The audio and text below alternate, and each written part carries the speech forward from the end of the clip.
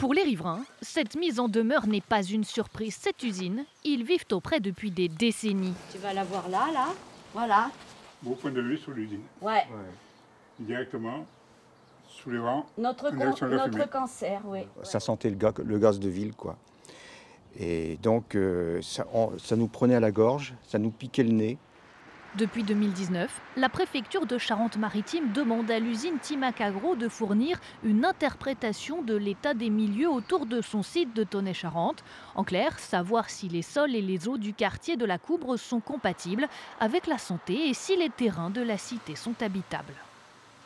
Notre sentiment, c'est aussi qu'il faut qu'on arrive au bout de la procédure. Donc c'est pour ça qu'on encadre cette activité par des arrêtés de mise en demeure pour obtenir ce qui a été prescrit en 2019, à savoir une étude globale sur l'ensemble des parcelles pour pouvoir ensuite déterminer la suite.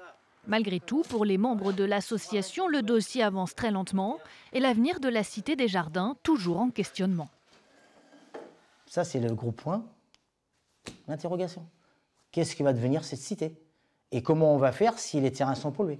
Quelle va être la solution?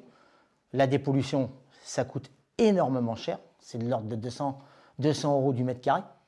Hein? Qu'est-ce qu'on va faire?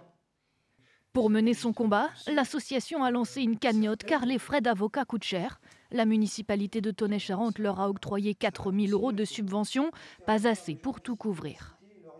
On a un petit peu de sous, mais c'est sûr qu'on n'en aura pas assez pour aller jusqu'au bout. On sait que le chemin va être long, mais il faut trouver des moyens. C'est l'histoire du lièvre et de la tortue. Nous, on voudrait être les lièvres, et la Timac, c'est la tortue, quoi. Ils retardent tant qu'ils peuvent les résultats d'analyse, puisqu'il y a des analyses qui sont en cours et on n'a toujours pas les résultats, quoi. Contacté, Timac Agro assure coopérer depuis le début avec l'administration, mais la complexité du dossier expliquerait le rallongement des délais.